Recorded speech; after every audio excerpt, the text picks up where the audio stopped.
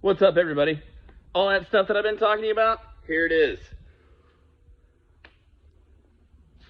I'm going to explain it all to you, and then we're going to get into the preseason of deer season in Kansas 2022-2023.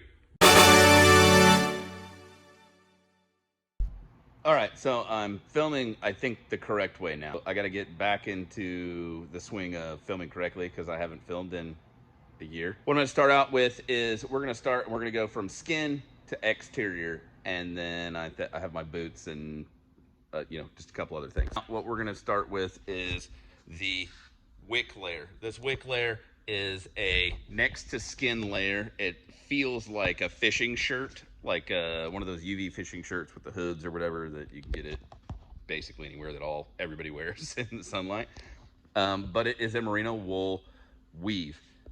Now, what it does is it sets on your skin and it pulls moisture away from your skin to be evaporated by the next layer. And the next layer, so this first layer, I'm sorry, before I get into the next layer, the first layer you can wear like when it's hot outside, like early season. It's August now, so outside, I mean, if you're out trying to set up cameras or whatever, it's great. It's going to pull the sweat off of you. Early season elk in the mountains, or elk season in the mountains, it's a good piece because it's still warm during the days and stuff like that.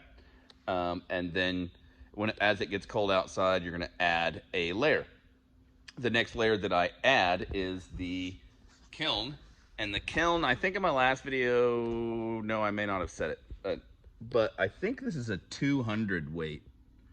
I can't remember what the weight is. I believe that it's a 200 weight, but it is also merino wool. And what it does is keeps you warm. The cool thing about merino wool, the reason that I want to do this, that I started getting into these kits or into this system, is that the merino wool, as you get wet in the winter time, it will allow you to the moisture in the garment will warm up with your body temperature, as opposed to just being wet and collecting wind and losing body heat just by being wet and in the wind or in cold temperatures.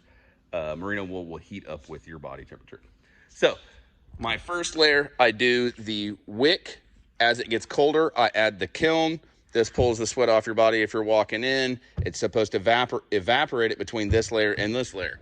So the cool thing is that this stuff like works. Last season was my first time putting this stuff into the field, and it worked. So second layer being the kiln, it's a 200 weight, and then we move up to, if it gets colder than that, or if I just want to skip that layer, I'll throw the kiln on the wick, or excuse me, the calumet on the wick. So the third layer is the calumet hoodie. This is the calumet hoodie. This is one of the garments that I was talking about exchanging for the Origin hoodie, because the Origin hoodie is the new product and is a little bit better. Now, when I was talking about it being a waffle top, so I'm going to show you that. Here's the waffle top. As you can see, there's little squares in here. They just trap the heat and hold it in, and that's basically how it works. Now the new one has like a micro fleece lining on the inside, so, and it's DWR treated exterior, so it's just a little bit more improved. However, I love the calumet hoodie. It's great. Moving on from there, what I'm currently using is I'll use this. What I don't have out here are my pants. Generally, I just wear a pair of brown pants, and then I'll wear, I have a Magellan set of warming layers, waffle. It's kind of like waffle material, warming layers that I wear underneath. And then when it gets really cold, I just wear my old Marine Corps sweats underneath my bibs. So those are my top layers. I don't have any First Light bottom layers yet. I will be getting some. I'm going to be doing the Foundry Obsidian pants, and I'll be doing probably a kiln or a furnace layer on the bottom, so that I have a really warm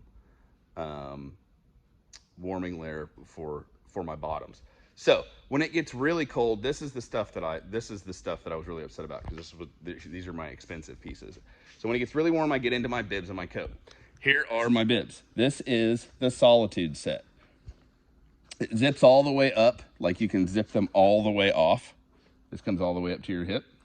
Inside, this is their microfiber stuff. It is so soft and it is so warm. And then the exterior, this is their soft shell material.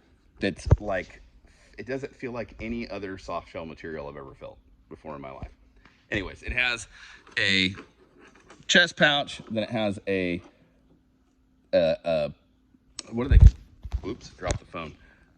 It's like a muff pouch is what it is. And there's a pass-through on the coat so that you can stick your hand all the way through your coat and into that muff pouch so you get all the heat from all of your insulation. It's pretty dope. Then I get into my coat, which is the same material as the Bibs insulation. It's got a bunch of pockets on it and everything. This stuff is all so quiet. You can hardly hear it when you're moving around in the stand or walking in or anything like that. So these are the garments that I'm wearing when I'm going out, plus pants and warming layers under, like a bottom half warming layer.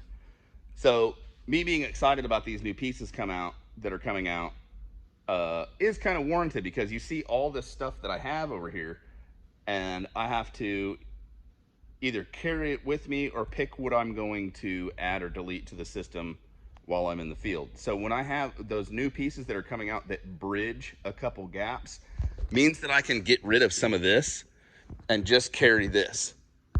So that's pretty important to me. That way I don't have to carry an entire system with me in the limited amount of time that I have to hunt during the day, during the season.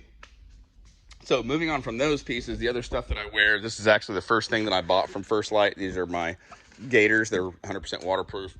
I think they're called the Bramblers. I think it's the Bramblers. And then another really expensive piece. I recommend for sure that you buy a really good pair of boots to hunt in, not just a mediocre brand. These boots were expensive. These are Crispies. They're the Crispy Summit GTX. The reason that I recommend these is because they're stiffer. They're stiffer, more stiff. They're built very rigid. They're 100% waterproof. They're Gore-Tex lined. They're warm. They're breathable. They're flexible, yet still stiff enough to side hill if need be, and not completely destroy your knees and your ankles.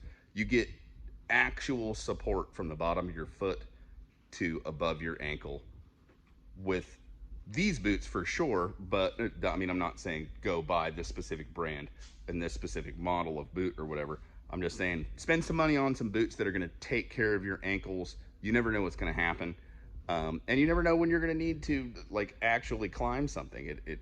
Even in Kansas, there's shit you have to go up and down.